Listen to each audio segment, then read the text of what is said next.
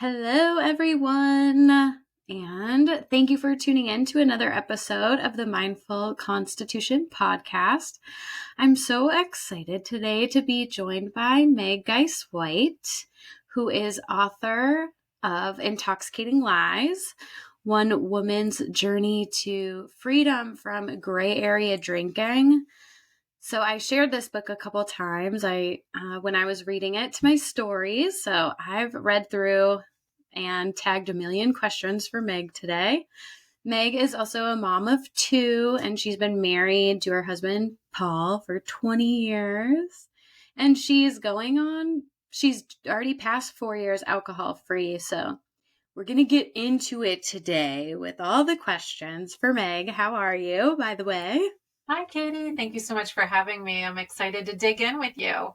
I know, me too. I was just telling Meg before we got on the call that the book was just so relatable in so many ways. And yeah, I can't wait to kind of highlight what all those ways are that I think will resonate with so many people. So, yeah, to get started, I really liked in the book how you highlighted just how long you kind of had been thinking or tossing around the just questioning your relationship with alcohol before you actually decided to explore going alcohol free. And that's probably relatable to pretty much anyone who drinks regularly at some point is kind of thinking like, is this helping me be my best self? So, will you share a little bit about the evolution of your kind of developing awareness around your relationship with alcohol and the questioning and coming to a break?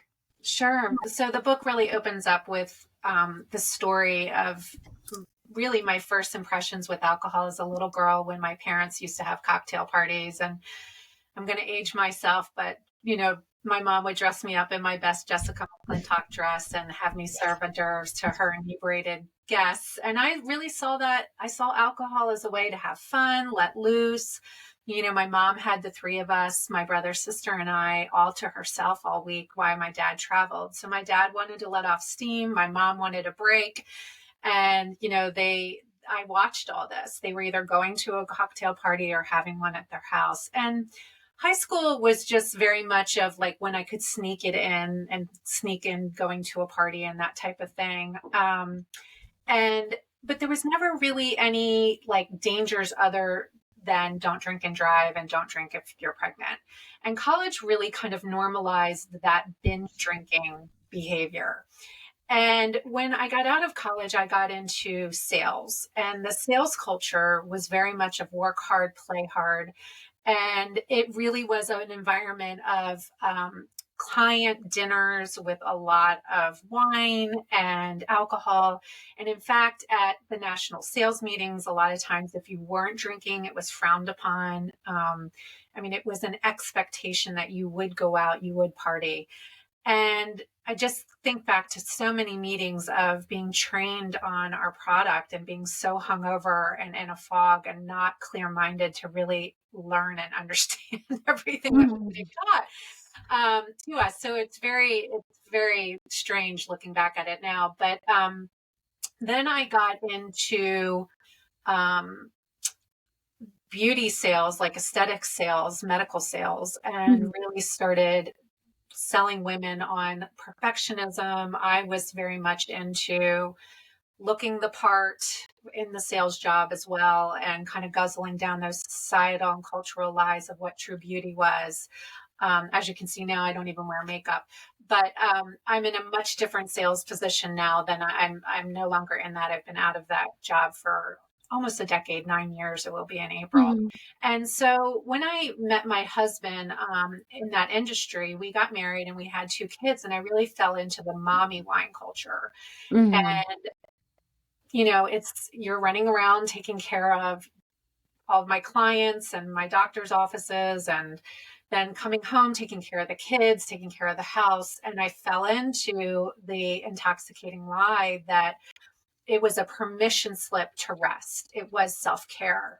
And then it was still kind of being used recreationally at that time. But then I had 3 back-to-back life incidents happen that were really stressful and overwhelming. And I talk about them in the book. And those incidents shifted my drinking really from that recreational weekend use to every night medicinal use, because I was overwhelmed with depression, anxiety, stress. I had some traumas that I talk about in the book. I won't get into it here, but those resurfaced with these incidents, and I didn't know how to handle it all. Quite frankly, I just was completely overwhelmed. And so I would be crying pretty much every night. My husband would come in with a glass of wine. And it became this way of taking care of myself. And the three things that happened, every person got better but me. I was stuck with this nightly wine habit. And Mm-hmm. it was confusing. Mommy wine culture was telling me I was doing it the right way. I was taking care of myself. In fact, I actually got to a place where I was getting really kind of concerned about how much I was looking forward to my glass of wine after work. So much so, this is what really scared me, is I no longer wanted my kids to do sports in the evening so that I could come home to that rewarding glass of wine. And that scared me. I Was didn't. that was that an active inner dialogue you had at a certain point where, or was it just kind of something that evolved? Did you feel like you remember having that conversation with yourself at a certain Oh, point? Like, yeah. this is overriding my. Yeah, this is where, it's slow, right? I mean, I think Mhm. the progression with alcohol is slow, and that's why it's a little different than drugs, where it's kind of more immediate. This is Mhm. like this slow progression, but I'll never forget thinking that thought and thinking, this is in control of me. This is scaring me. And going to my therapist and saying, gosh, I'm really worried. Like, I think I have a drinking problem. And I explained to her all the back and forth in my head and trying to moderate and trying to cut back.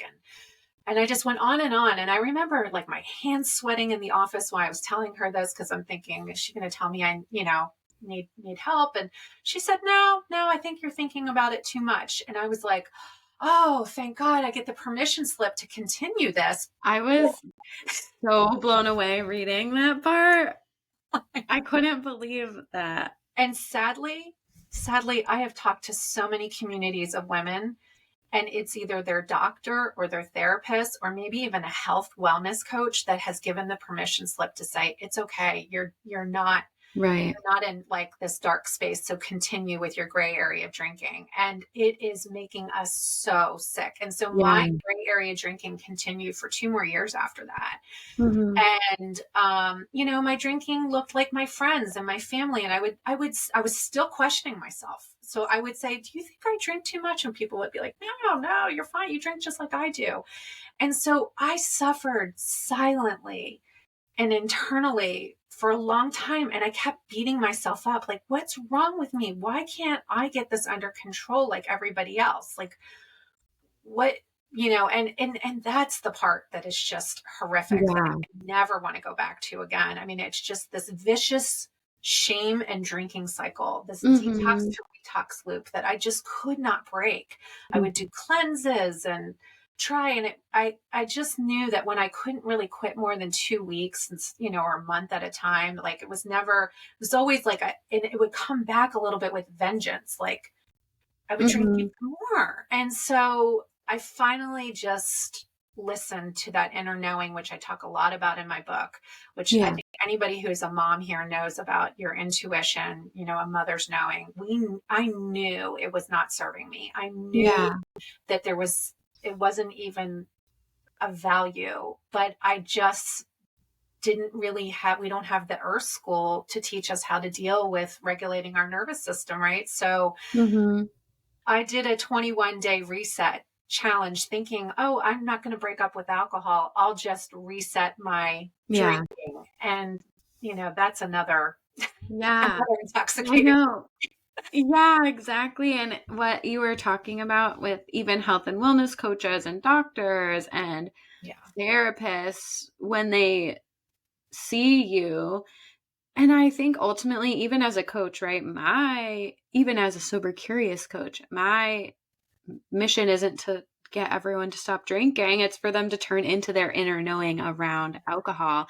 And more often than not, they recognize it isn't serving them. And a lot of people do eliminate or, move in that direction anyways. But I think it's so interesting that you were like verbalizing so much, deliberation, and that was just completely dismissed, like your own inner wisdom. And it happens a lot in the healthcare industry too. But I also feel like in the health and wellness sphere, there's a lot of this mindset of like everything in moderation, which is a great, kind of sentiment in general, because you think like, I don't want to be too restrictive and I don't want to have too many rules and all of this. And you don't want to do things in extremes, but alcohol is a different story, I think, Totally for a lot of different. It's a people. carcinogen. It's a drug. It's a Yeah. depressant. Like, why should we be moderating something that then we beat ourselves up that we can't control when it's highly addictive, right behind heroin and cocaine. I mean, and Yeah. we shame ourselves, and It actually has a higher score for, it's like scored higher than like crack and meth for most dangerous. harm score. Yeah. Yeah. Yeah. And, we don't talk about that, right? So as a woman going through this, we beat ourselves up. And that's the Yeah. hardest part to this whole thing, is the Mm. shame and the vulnerability and the judgment and the regret and all of that comes with it. I just think is it's really, really hard, and the stigma that we're worried about. And that's why I wrote my book, because we're not talking about, like, a lot of the healthcare providers and wellness coaches are stuck in gray area drinking too. And this has been Yeah. in the medical literature for 10 years. It's on the alcohol use disorder spectrum, and I couldn't find any books on it. Yeah. And so when I saw Jolene Park's TED Talk on it, I was like, oh my God, that is me. Wait a second. I'm going to go, like I do with everything, I'm going to go read every book and research this and learn about it so that I can understand it. And I couldn't find one. I couldn't find one Mhm. that was like specifically talking about gray area drinking. And the problem was, most of the Quit Lit books back in 2019, not now, but back then, were these rock bottom stories. So I was reading them and thinking, well, I'm not that bad. Maybe I can go back. And Yeah. this is in my early sober curious journey, right? Like, I was still not sure if I was going to break Yeah. up with it, but I'm reading all Yeah. this Quit Lit and I'm like, no, I wasn't hiding bottles. I was winning awards at work. I looked like and so we get in, and then we get into this whole comparison trap, which is another lie as a Oh my society. gosh, I know. That's the one of them all that's so it's just rich that like, well, I'm not doing that. And we can literally be looking at somebody who's like passed out on the side of the street and rationalizing our own drinking. It's like, well, it's a pretty low there, but whatever standards we want to hold for ourselves. And you did talk about, you've said gray area drinking, and I know we obviously are very familiar with this term in the work and writing that we've done and do, but I want you to just define in your own words what gray area drinking is, just for anyone who's like, what is that? What are Yeah. you So talking I like to about? give the analogy of my in-laws, who they will split a beer on their birthdays. They might have a sip of champagne at a wedding. They'll literally pour the 5 ounces at Christmas. They could take it or leave it. They just don't think about alcohol that much. That's in that mild category on the alcohol use disorder spectrum. And then on the far end is alcoholism, which is the severe, where you need a medical detox. And that's Physical dependency yeah, too. physical dependency. Everything between those two spaces is gray area drinking. So it's this vast, wide, enormous category on the spectrum that we're not talking about. Doesn't matter if your shade of gray is light or dark, we're all in it. And we have to not compare. We shouldn't compare ourselves, because, like you said, we can always find somebody who's drinking more than we are, right, and has it a little bit worse. We have to stop and ask ourselves, no matter what the healthcare professional's saying or not saying, we have to ask ourselves, is this adding to my life, taking from my life? Is it serving me? Is it worth it? We How do have I to, feel how do like I, after? Because not even just like physically, but how do I feel like psychologically about my choice to drink? Because that's the other thing is we talk about, you said the spectrum, right, is so wide and vast, but then every person on that spectrum at varying degrees is also completely different from one another, and Yes. their own like interpretation of how alcohol impacts them, where they're at in their life, what traumas they're going through. Maybe less alcohol is actually really feeling destructive for somebody who's highly sensitive Right. or, has other things going on. And so not only is it a huge spectrum, but we all are so different from one another that Yeah. like it's really a personal decision that you have to really look at in a Yeah. way that's very reflective and introspective. And we live in a society that wants to box people up into boxes and label them. And like, I don't like labels, but we have to talk about this space, because if we don't talk about this space, we don't realize that we're trapped in it. And I didn't know about it till I had heard of it, and started, and I thought it was going to be like me and three other women in this program. And there was like thousands of women in there. And I'm thinking, oh my God, what is happening? Why are there so many women in here? And Hmm. I just stayed curious. Like, for anybody who's listening, like, no matter where you are in the journey, like, just keep questioning yourself and just asking yourself, like, why am I using a depressant to celebrate? Why am I having a carcinogen with my kale salad? Like, you have to start asking yourself these questions to just be like, is this making sense? And how, like you said, how do I feel? Like, I was so sick and tired of feeling sick and tired. And I don't think there's one person I've met that when they say, like, why did you quit? I remember when I was early in sobriety, I was like, oh, I don't know what to say. And I would just say, I was so sick and tired of feeling sick and tired. And there wasn't one person that would like question that. They're like, yeah, you do, you do feel sick and tired. Hmm. And so it just is getting yourself out of this comparison place and really just listening to what, and you can hear that voice if you get still and quiet. That's the other thing Hmm. in our society, is that we hustle and we grind and we stay busy, and Right. we don't slow down to listen to that inner knowing. And that is hard for a lot of people. We haven't been trained and taught how to do that either. Yeah. Yeah, exactly. And with what this is kind of leads right into my next question. And we've kind of touched upon it, but just to highlight for in your case specifically, I know, in the book you talk a lot about the intoxicating lies around alcohol, which is really programming and conditioning, but also how each of our individual experiences really shapes our idea of what a relationship with alcohol should look like. And you Mm, mentioned your family upbringing and what you saw there. What yeah. other experiences, conditioning, programming do you feel like, really you really identify with personally that in your case? Well, I really talk a lot about it in the first chapter, which is I had two traumas, two sexual assaults that happened to Mhm. me, and they're worth noting because I went into a trauma response without even knowing it, and that was to stay busy so that I wouldn't feel that pain, right? And so I joined every extracurricular club in college. I graduated cum laude. I got into sales. I really like thought that I was as good as my rankings. I became like I am as good as what I produce.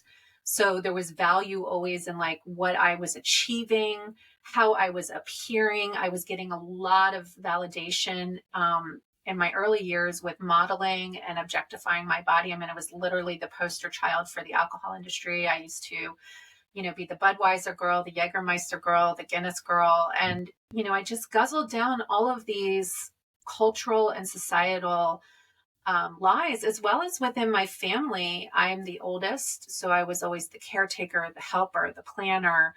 And I felt an enormous responsibility for my brother and sister when my parents got divorced. And when I couldn't really take care of them, then I started like feeling bad about myself. And with all of this, there's another story in the book too about being tested with a psychiatrist with my IQ, and her telling me that it was low and I wasn't going to amount to much. So I had a lot of swirling, like, you're not good enough, then kind of feeling like damaged goods after the sexual assaults, and looking always outside of myself for that approval and validation, whether it was work and the rankings or the men and the validation of how I looked, or, and it would just, you put all of that together and this hustle and grind, it's so exhausting.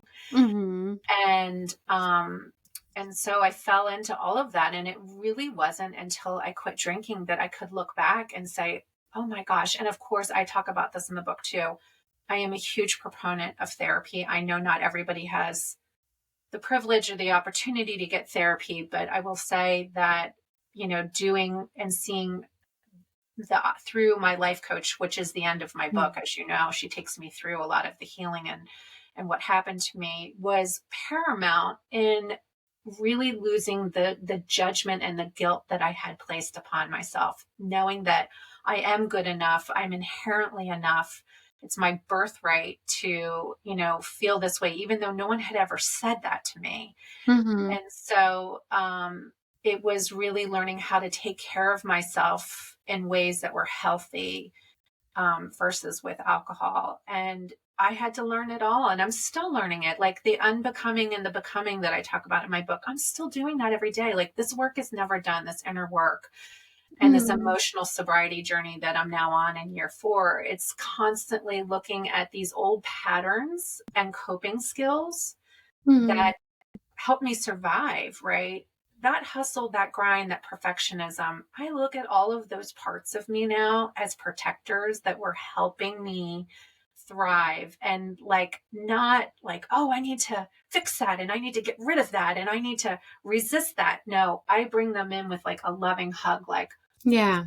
course, right. You had, like, it makes me want to cry. Like, you had to do all those things, right? Mm-hmm. To get through those hard times. And Yeah. so you did the best that you could, Meg. The little girl did everything that she could. And so um it's really looking at it with lenses of compassion and grace for ourselves. Mm-hmm. Yeah, I think um when we really do that kind of shadow work, and integration is what I feel like that is what you just described, is really like not suppressing those parts of ourselves that we are we could feel shame around, or guilt or regret around old versions of ourselves or aspects of ourselves we don't like, is really understanding them and seeing how they evolved and where they came from, and having compassion and kind of respect for where they guided you and where they got you. Yeah. And so yeah, that kind of self-exploration. And the thing I love most about it is I feel like the more compassion you can develop for yourself and past versions of yourself, the more you really start to see everyone's projections and like Yes. their own shortcomings as a byproduct of their own inner child, not and inner needs not being met at some point along the way. And it 100%. makes having compassion a lot easier for other people too. And then you understand, even when people are super judgmental, they probably also talk to themselves that way, and it Yeah. also makes you have compassion. It's such a good point. I mean, it really, when you can have compassion for yourself and sit with your hard feelings and not numb them out, whether it's, even if you're not drinking, it can be on your phone or staying busy, right? Like sitting with that and just being like, okay, I see you and I acknowledge how hard this is. And like you said, kind of getting to the root of it. And it's, for me, it's like catching those patterns and those feelings and like sitting with them, literally sitting with them, journaling it out, my Mm-hmm. feelings out. And then, I'm able to let that emotion or feeling pass through and let it go. Mm-hmm. Yeah. So the deeper the pain, the more times, I have a quote by young Pueblo in my book, the more times you have to let it go. Mm-hmm. And so, it's this catching of these old ways Right. and being aware of it as an observer, not with judgment, but with, like you said, that compassion. And when you start doing that, you're right. You can see that for other people. Like they bring their own things and you're like, Mm-hmm. you put on your compassion lens and you're like, oh my gosh, I wonder what happened to her when she was little, I you know? know. You're like, I see how that defense mechanism developed. It has nothing to do with me. It allows you to not take things so personally.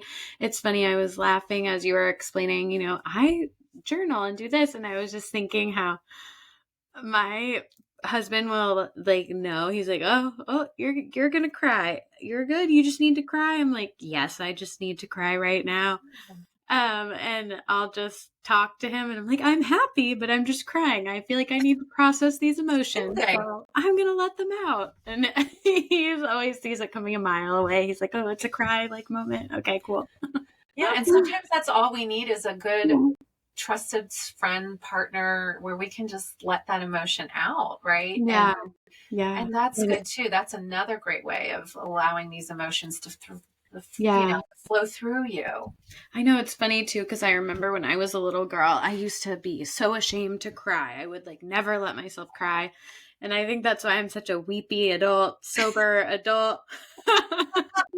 You're making up for lost time. Yeah, I'm like, I just need to cry for a sec. This is my 6-year-old cry that I didn't let out in 1994. Thank you. Bye. Okay, so let's talk. I feel like I have so many questions. I'm like, oh God, we gotta get to all of these. So I wanted to ask you, and this is essentially the premise of the book, but what do you think are the most intoxicating lies? You touch upon a lot of them in every chapter, but when you think of the most damaging ones, With if you had to alcohol, pick like the top 1, 2, 3, maybe, what in do you feel relation like to they are? alcohol. Yeah. Well, the one that I hear the most is I deserve a drink. So we have been conditioned into believing that this Mm. is a reward and how we take care of ourselves, sadly enough, that it is self-care.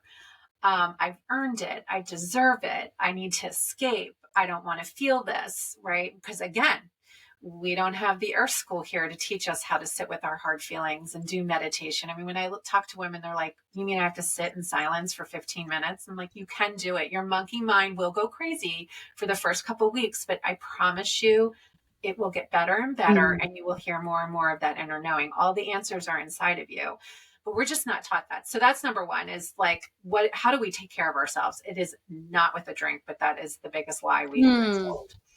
The second one that I hear the most from women that makes them go back to drinking is the peer pressures. Being sober is boring. Like, they're afraid to go out with people and let their friends down or be questioned about it or think that they have a problem. So that one is the one that trips up the most people into going back to drinking, is that they can't have fun without it. Mm-hmm. And so I would, and that one is a tough one because, again, we want this instant gratification, but it takes time. Like you and I were talking about before we started recording, we both kind of got sober during the pandemic, and that cocoon time of where you want to just kind of be in and be alone and not go out and really grow that new skin takes time. And it's okay to not go to the party, and it's okay to say no, and it's okay. When you do go out and say, I would like a non-alcoholic drink, of course, people are going to question you because you've shown up a certain way Yeah. for many, many years, but you are a role model and they are watching. They may not completely be down with it, but they will over time. And most people are supportive, for the most part. And the ones that aren't, they're probably questioning their own relationship with alcohol. Probably the most. Probably the Which is most. why they're triggered. Yeah. And you have to ask yourself, was your relationship built on drinking, or was there a Yeah. deeper connection? Mm-hmm. And the real ones will stick around, right? And the Oh, ones yeah. that just wanted to party with you, they may just move on. And that's okay too, right? Because you're Yeah. going to be moving into a new phase of yourself. The other two lies that I would say, the third biggest one is the moderation game. I can control my drinking. That one is, I think every single person I have spoken to has tried it. Like, it's very, very rare that someone doesn't try that before they even become, getting Right. into like some type of coaching or community or something, or a reset or a challenge. They've tried some type of, I'll only drink beer. I'll only drink on the weekends. I'll only drink tequila. I'll only drink, it's all those guardrails. I think sometimes you have to like go through all those like dumb negotiations that you make with yourself. And to finally get to the point where you're ready and you're over it and you realize it's failing, like you have to have those failures to learn from them. I I think a lot agree. of like most people don't have like a perfectly normal relationship with alcohol and then decide, I'm not going to drink anymore. And that's it. And then they just never drink again. It's usually this like a slow kind of creepy process, or it's like worsened. And So um, true.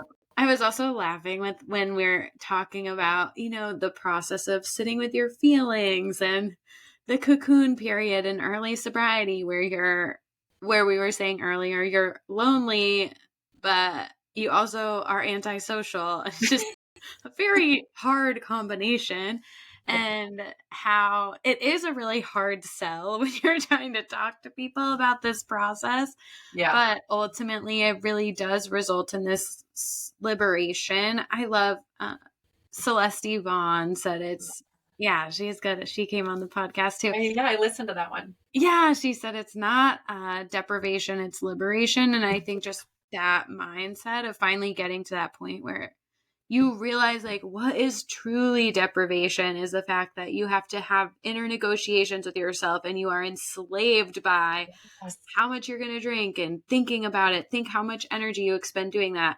What's really deprivation is being filled with regret and shame after a night of drinking and telling yourself you don't want to do it again, and then doing it again when you said you didn't want to do it again, and Yeah. like eroding your trust in yourself. That is like what Yes. people feel like they don't see it till you're out of it, and it's really hard to translate that It's so until true. someone's really ready. And in that liberation, like, what do we say as busy working moms? I wish I had more time. Guess what happens when you quit drinking? You get more time. Yeah. You say, And energy. the energy, like, I wish that I could feel better. Guess what? You're going to feel better. It's like, Yeah. it's so liberating in so many different ways. Like, we say these things and then we actually end up getting them when we remove the alcohol. Yeah. And there's so much freedom of not worrying about when the next drink is, or did I drink too much, or am I working off a hangover? Am I not going to drink tonight? Like all that mental merry-go-round and spin cycle is such a maddening Groundhog's Day. It takes up Mm. so much emotional bandwidth that alone, I was like, I just don't ever want to go back Yeah. to that. Especially when you go through it for years, I mean, it Yeah. is a struggle. You kind of really start to resent yourself with Yeah. it too. And that's just a really sad place to be. It's the cognitive dissonance. It's like the self-loathing where you constantly tell yourself, I don't want to do, why am I putting this?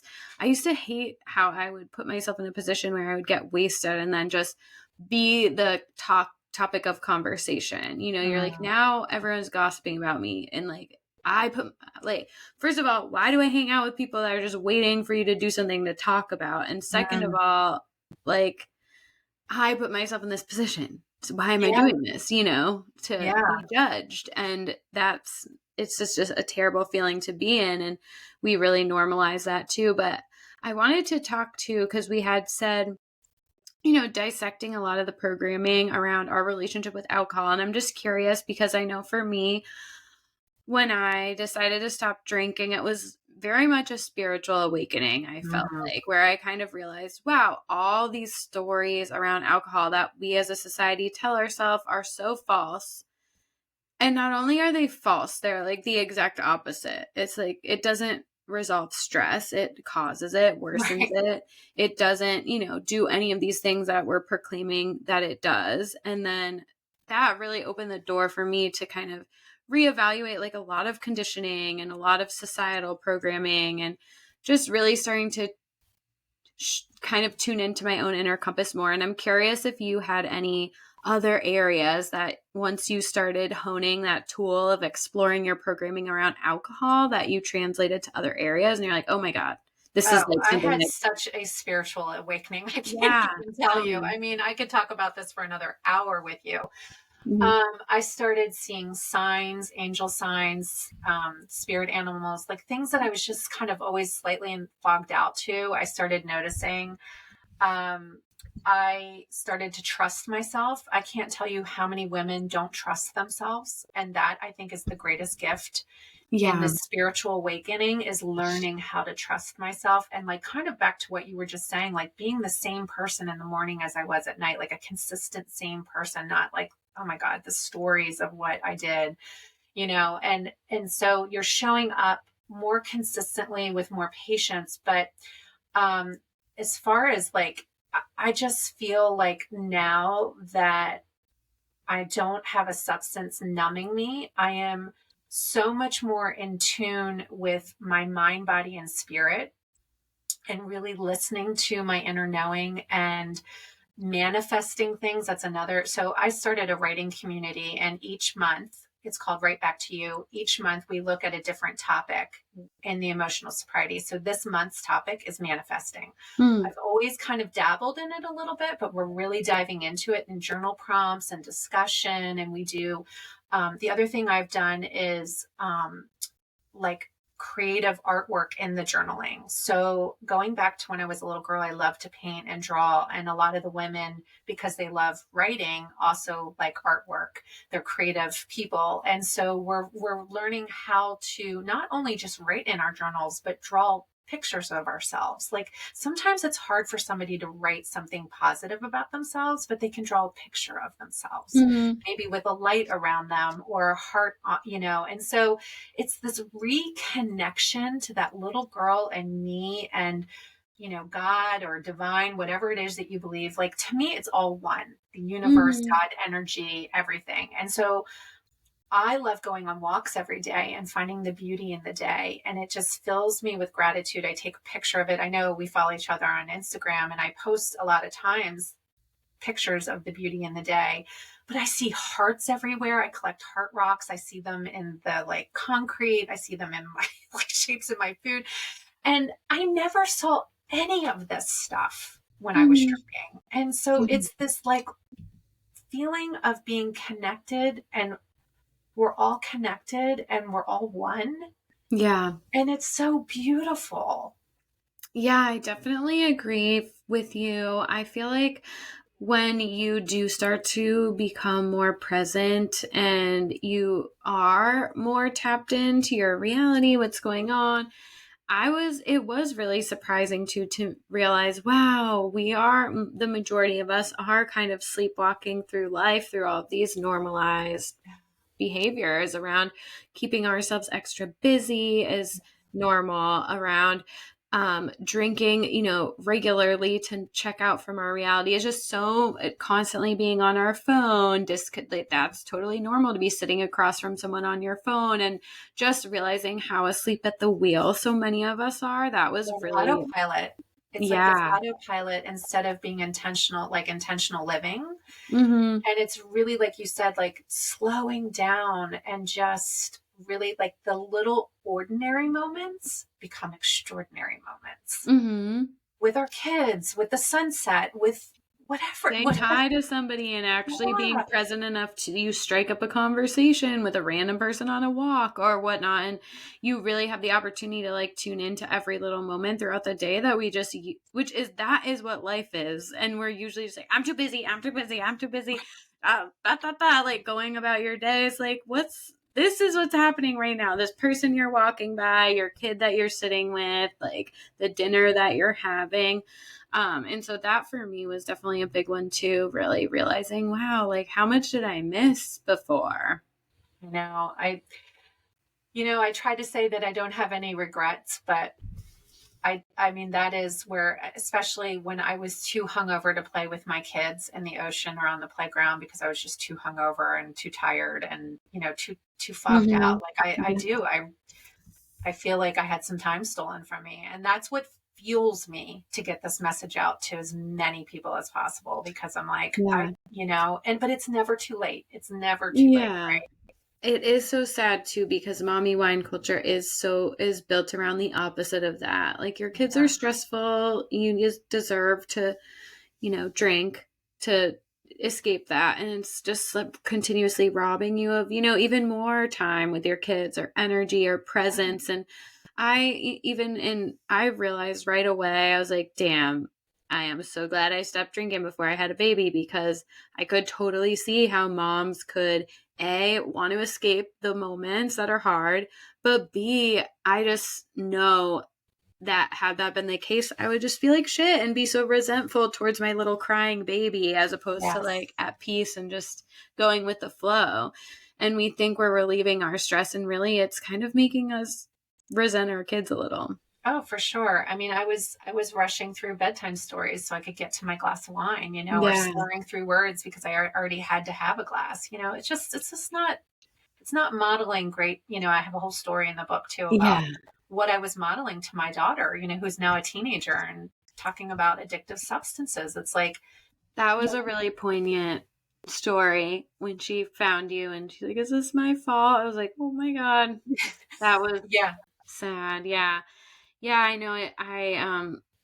My mom and she struggled with drinking throughout parts of my adolescence, and I was kind of relating to you and her in the situation. It was a really interesting read for me to see that part. yeah. If anybody doesn't know what it was, I mean, I basically found my daughter vaping, and she had lied about it, and I kind of hit one of those F it moments during the pandemic. And I had not drank for 15 months and went downstairs and grabbed a big glass of my favorite red wine and had at it. And then my daughter came down the stairs after I'd preached to her to not do an addictive substance like vaping. And here I was guzzling down an addictive substance. And she said to me, Yeah. "Mom, is this my fault?" And it was like my why got slapped across my face. And I poured that drink down the drain. And I Yeah. sat down with her and I was like, "Look, you made a mistake, not a mistake. We make choices, and sometimes they're not the best choices, but we learn from those choices." And it's the same thing for every mom that's listening, right? Like, it's now that we know better, we can do better. We have to Right. stop beating ourselves up. And same goes for our kids, right? Like, they're gonna try things and they're going to make some bad choices. But if Yeah. we can say to them, "What did you learn from that? How did you feel? What did you think?" And those are the kinds of conversations I'm having with her around alcohol.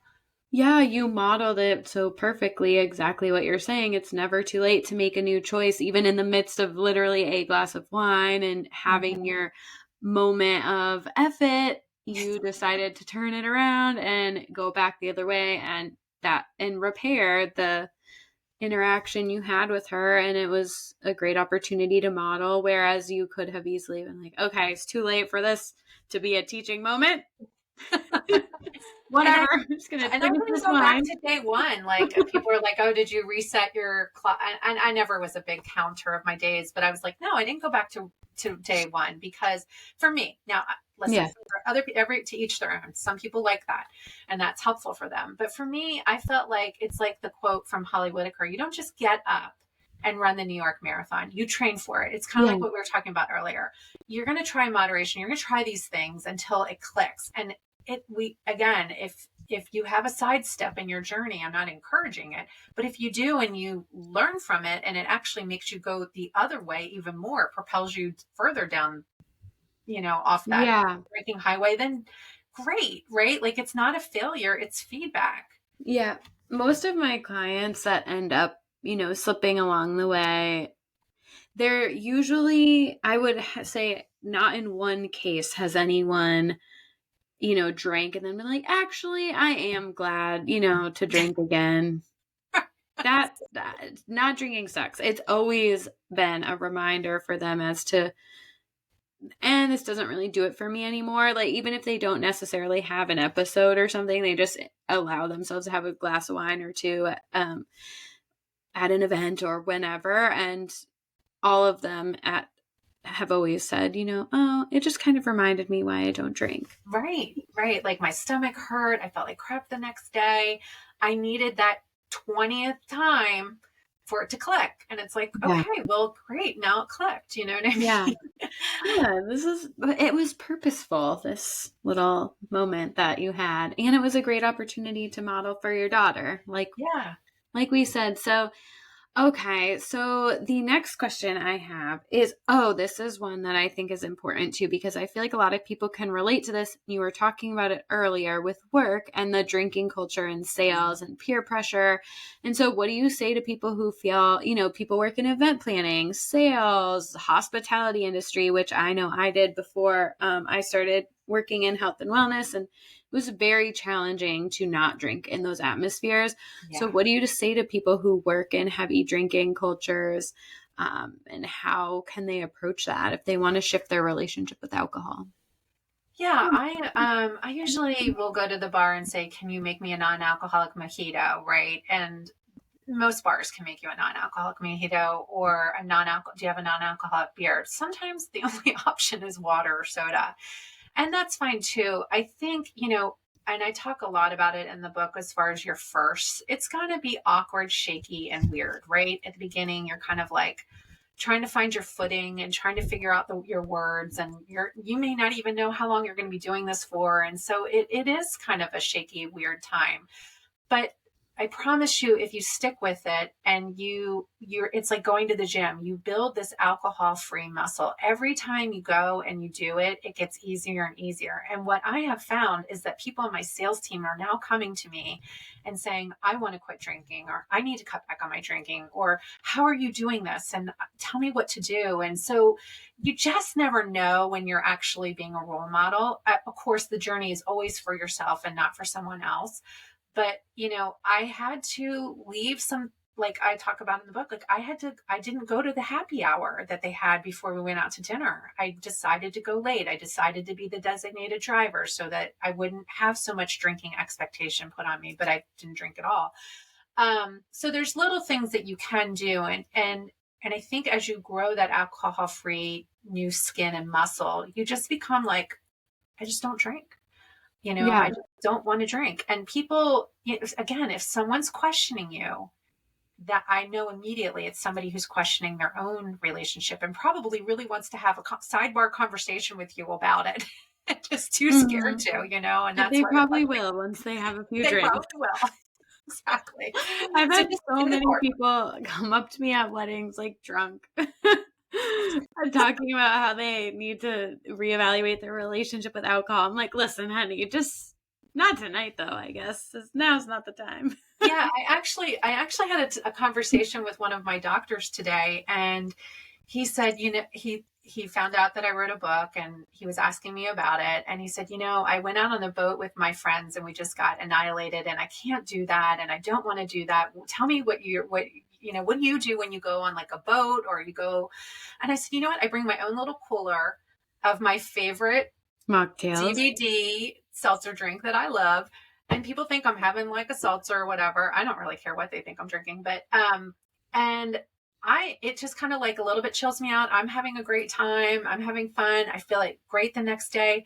He just ordered like during our lunch while we were talking, he jumped on the internet and bought 2 cases of my favorite drink. And I think that's what we need, is like we need a substitution so it doesn't feel like deprivation, right? Right. And I know it can be triggering for some people, right? So your substitution might just be seltzer with cranberry and lime, whatever it is that works for you.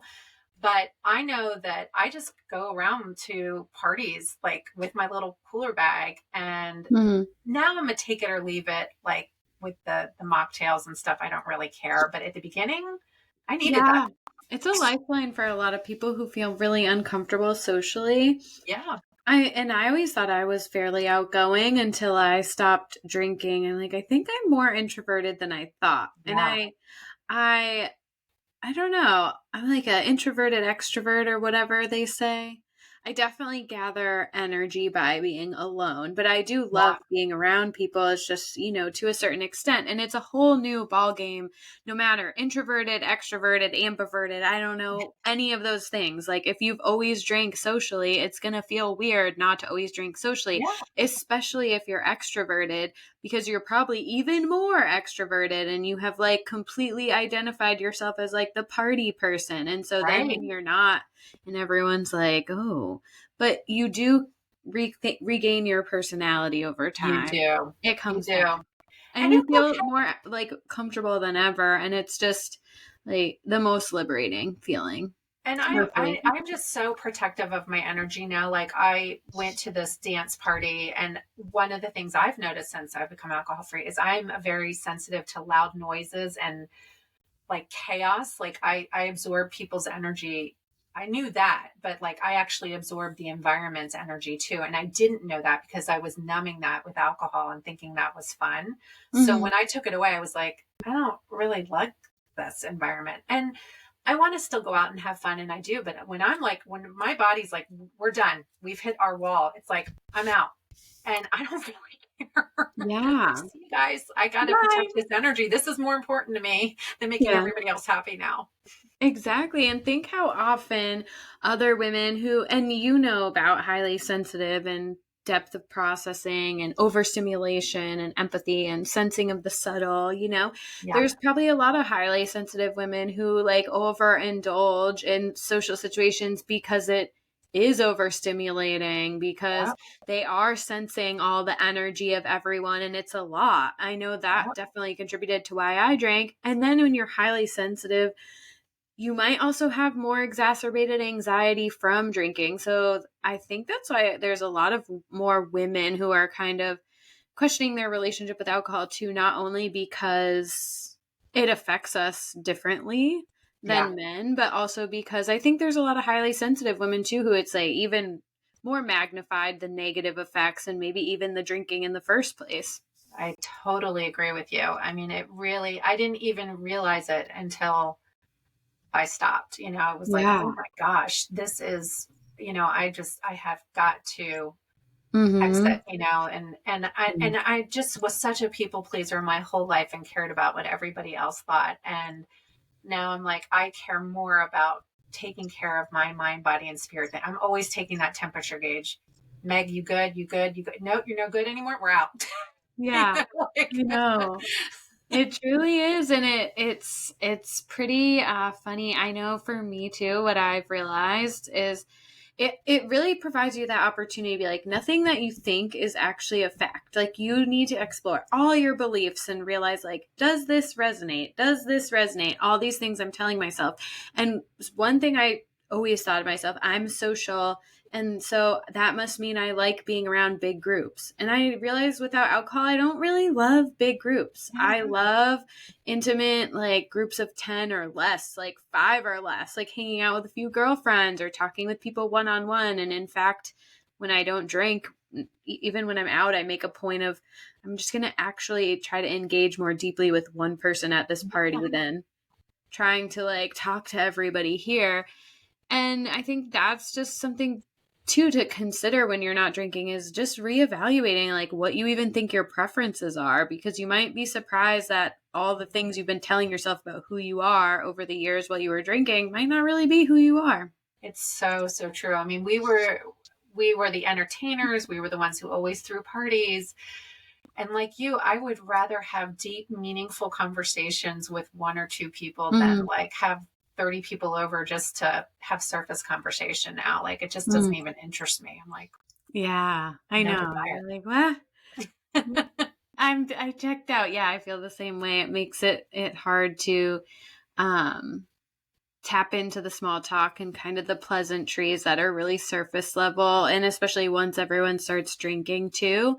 Yeah. But yeah, it is. It's a real process getting comfortable socially, and so, and on that vein, I know one thing you really talk about in the book a lot is this idea of our inner knowing and our intuition, and how that is so magnified when we remove alcohol. And what other ways do you feel like we can develop our connection to our inner knowing in as we go alcohol free, like outside of just the removal of alcohol? I think it is showing up for yourself day in and day out consistently. And like I just said, that temperature gauge where you have your own back. Like Meg's going to take care of Meg. And that's how Mhm. you start trusting yourself. And, I, I have to say it, you have to slow down. You have to get still. You have to listen. And it's really cathartic to, I love Elizabeth Gilbert, and she has a Substack called Love Letters. And there's a very powerful journal quote that she has, which she says, what would you have me know, dear love, what would you have me know today? So you could say, dear inner knowing, what would you have me know today? and then just get still and quiet. I talked a little bit about in the book, it's called the two-way prayer, Mm-hmm. which is where you can maybe it's where you want to get something out on paper about a struggle that's happening in your life. And then you sit there and you write a letter back to yourself. Dear precious one, you Mm-hmm. know, dear little Meg, I know you feel like you have to hustle and grind and prove your worth, but you are enough. And you know, this thing that you're dealing with, it will work itself out in divine timing. And you know, like the answers just start. It's really crazy. All the women in my writing group are like, I kind of wasn't sure if this was going to work, and it has been profound. Like we did a month on joy, and so I had them say, "Dear Joy, what would you have me know today?" I love Right? that. Think about that. Like, Yeah. what brings you joy? What are your deepest desires? Like, what is it that you really want? Do you want to Mm-hmm. paint? Do you want to sing? Do you want to dance? Do you want to, you know, what is it? What brings you joy? We just don't slow down enough to ask ourselves these questions. But that Right. intuition and inner knowing, she can't wait to like speak up and tell you what your joy is and how to slow down and how much she loves you and is always there with you, your inner knowing, Mm-hmm. you know? And so to me, God, divine, whatever it is that you believe in, universe, is the light inside of you. And that light wants to be heard, loved, seen, and validated. So, Mm-hmm. whatever way you can do that, if it means you have to go on a walk to think through it and talk to yourself that way, or if it's journaling, we all work in different ways, different modalities. You have to find what suits you best.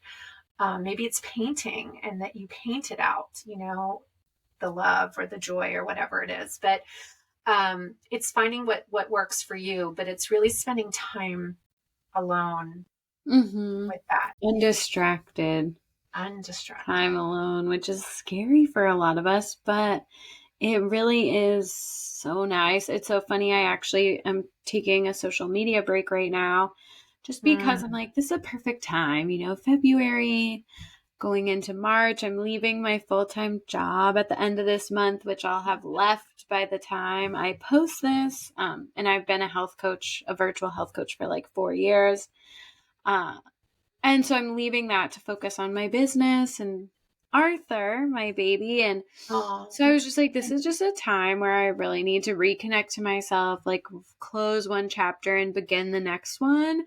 And yeah. it's so crazy because I've been, meditating. I do meditate regularly, but just in trying to really connect to myself in this time, I've been really more disciplined with my meditation practice every day and Yeah. going on nature walks and just really taking this intentional time to myself. And it's so amazing how much insight and inspiration bubbles to the surface. Isn't it? And It's like, then and it's yours because you're not looking at social media and doing this and doing that and like having all this input. it's not It's all the little coming from voices coming in. inside. And Yeah. so it's like you're authentic. This is like my thinking, my thoughts, what's going on in my inner world. And I think a lot of us lose sight of that, especially with how much time we spend distracting ourselves and comparing ourselves Yes. and seeing other people's lives, like whether it's through the media, social media, or TV. And it becomes really hard to even know what your authentic beliefs are, who Yeah. you really are, because you Hmm. are so infiltrated. And so what you're saying is that process of kind of peeling it all away to realize who am I beneath these like layers and layers of experiences and programming and conditioning I've had. And just that knowing, it's like that gentle whisper, right? It's like Mm-hmm. not this, that, or do this, not that, you know, and you just get those answers and you get that clear voice versus all the outside distraction that Yeah. it just muddles everything. And it's this knowing that it just deeply resonates. It's like this calm that you're just like, yes, okay, you know, this is all going to work out. And that's where, like, when we are human, we have fears and worries and doubts, right? But that's where the signs for me come in. Like I see angel numbers all the time, or I see the hearts, and it's like, Meg, You're being held. You're being Yeah. loved. You're being guided. You're going to be okay. You are enough. You have done enough. You don't have to post again. You don't have to do it just because Right. everybody else is, Yeah. and so I get it's caught up hard. in that too, because Oh, I do love the creative element of social media. I love sharing my message and stuff, but then I do feel like I get stuck in that, like I have to keep up. And I'm like, nope, yeah, I'm me not. I too. refuse to do this. Like I'm not doing that. And I really just came to that resolution now where it just kind of like one day I just was like, I'm taking the month off social media. Good for And it you. just feels like perfect timing. Yeah, And yeah, it is. It is very it's very needed to kind of yeah, quiet yourself down, tune into that and see how you're feeling. It reminds me, do you know who Phil Good is? He's like feel a good. spiritual person on Instagram, but he had a quote recently, which I'm probably going to butcher, but it was something like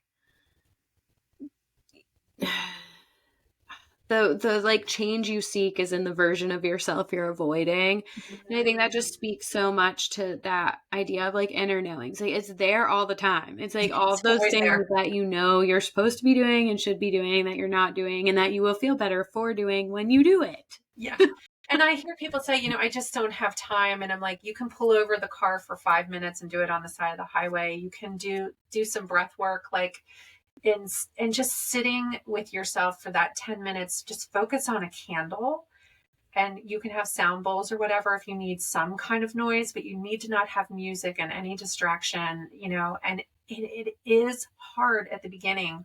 But I promise you, just like you said, you've taken this time away from all that distraction and noise. And I think it's that you're being a role model for so many women who need to see other women do this and say, it's okay to take the break. It's okay. Like, it's not only that you deserve it, it's a necessity. It is. Rest, And you we know? say it a lot, and I find it's like hard to embody. And like I still get stuck in that not enoughness and perfectionism, and I call it I the need to machine achieve, in the achieve, book. achieve.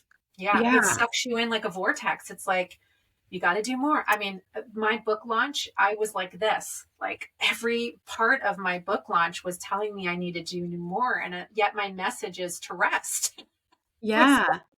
oh my God. And yeah, and it's hard too because you're trying to tell other people, like, I swear this is real, but I even, struggle with slowing down and how it provides this added insight, inspiration, and level of individuality that can only be infused into the things that you do if you slow down enough to hear it. Yes. It can't happen if you don't. And then you're just So true. spewing out like another generic thing somebody else has said that you probably Yeah, saw and did an alteration of. It's not coming from your source.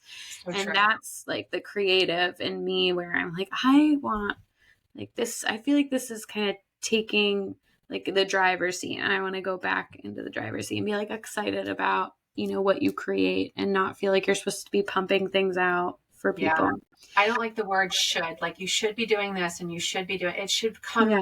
well, not should. It needs to come from a place of inspiration, right? Like, I only want to post when I feel inspired to do so. Right. If I feel like I'm just doing it because I feel like I need to do it, then I don't Hmm. want to do it, right? And so I've gone back and forth. Like, sometimes I'll post every day for 2 weeks and then I won't post for a week or Yeah. whatever, like it's got to come from a place of joy.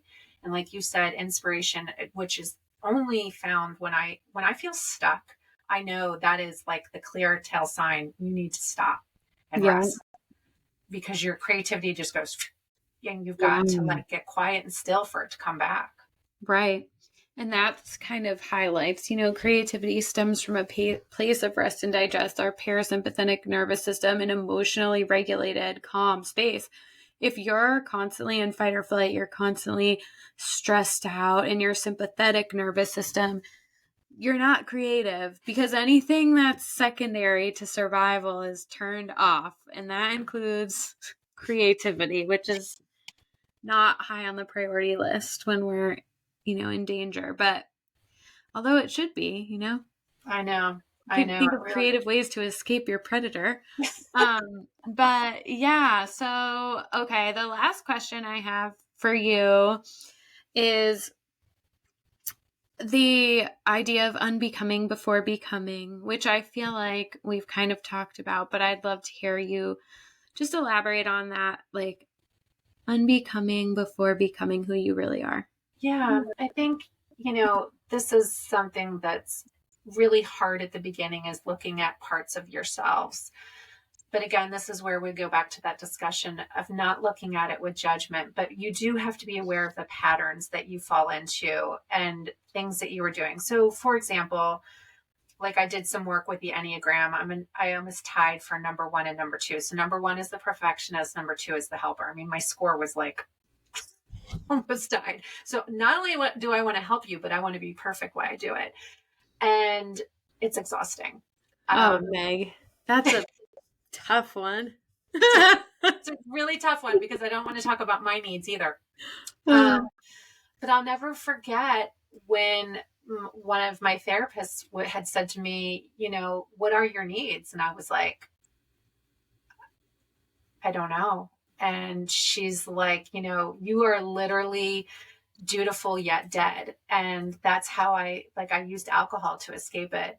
And so it was looking at all these things where I would show up and feel like I had to rescue people and help people. And now I'm learning how to show up for people and being like, I'm holding so much space for you. I can't imagine how incredibly hard XYZ situation is, or this person is. And I listen to them and I acknowledge them. It's the exact same thing I do with myself, right?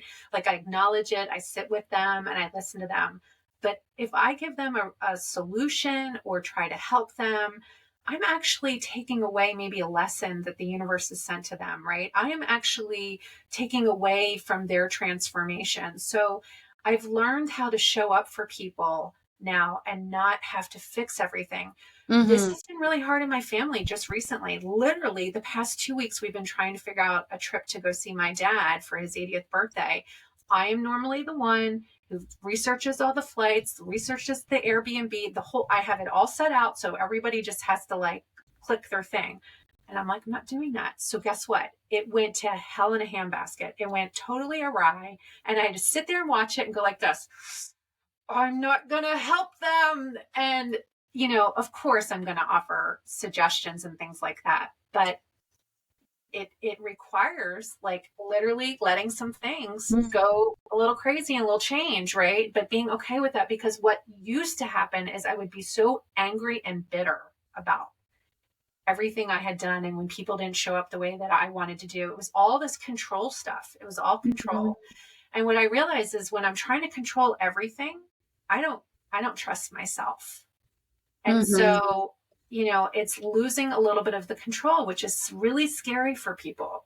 Yeah. Again, another thing that people are afraid to do. And I'm still learning this. Me too. I am. I'll raise my hand to that.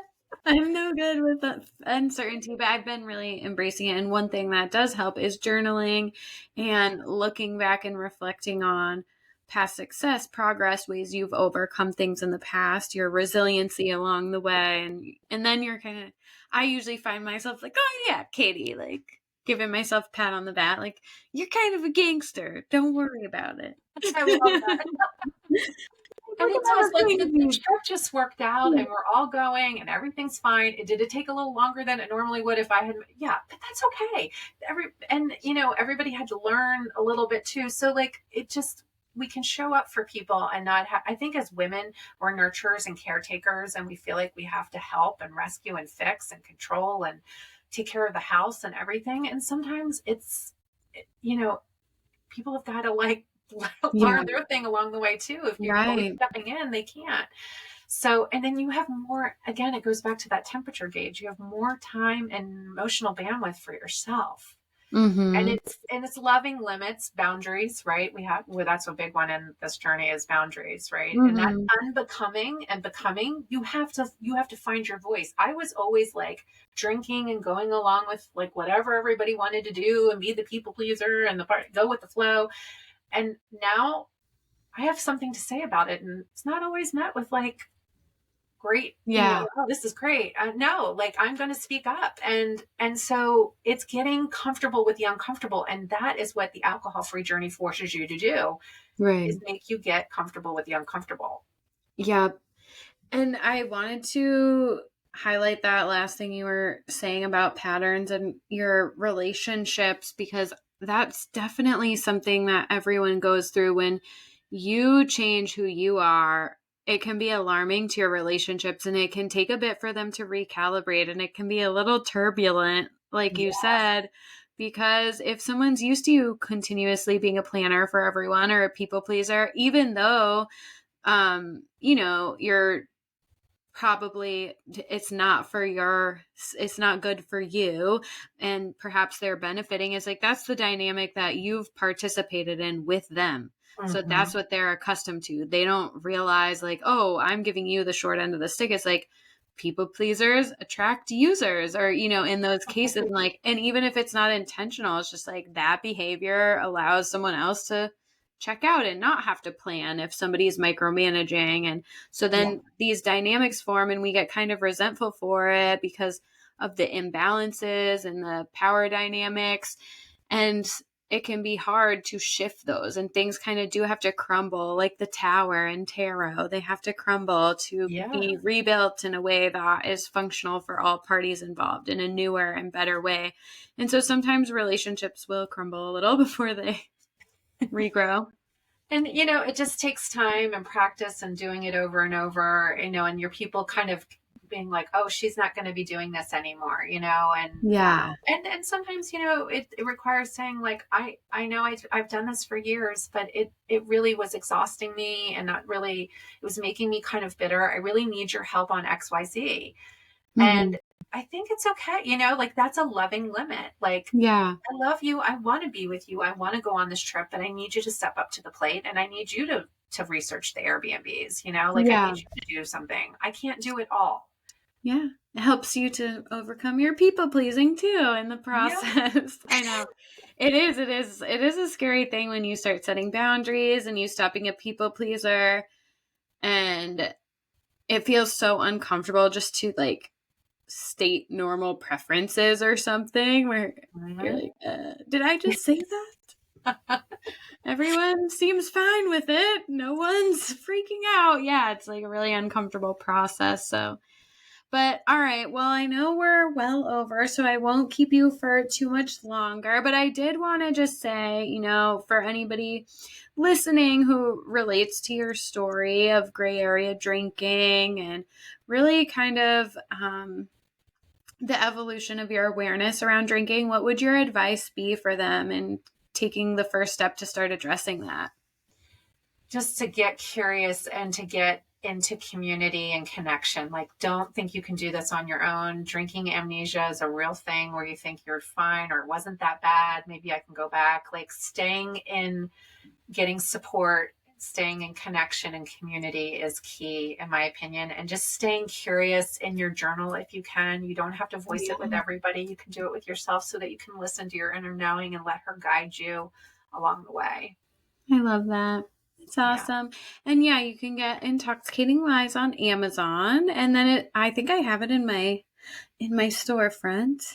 But where are all the places people can find you? So it's available everywhere books are sold. Mm-hmm. And I just found out yesterday, it just now is uploaded on Audible. So it's Woo! on all the audio versions, 40 different platforms like Spotify, iTunes. And you can also get signed copies of Intoxicating Lies on my website, which is intoxicatinglies.com. And I spend the majority of my time on Instagram, which is at Intoxicating Lies Book, all one word, which Mm. ties into my Facebook. I haven't ventured out to do TikTok. That's a loving limit that I have right now. Yeah, I don't blame you, honestly. I go back and forth over there. I wish I Like, could do it all, but can't do it all.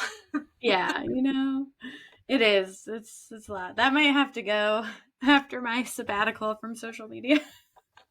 Only one platform at a time. That's right. So yes, so find Meg everywhere. Get the book. It's really good. Such a good addition to the Quit Lit collection. And otherwise, thanks for tuning in. Hope you enjoyed. Like, share, subscribe, all of the things. And we'll see you next time. Bye, everyone.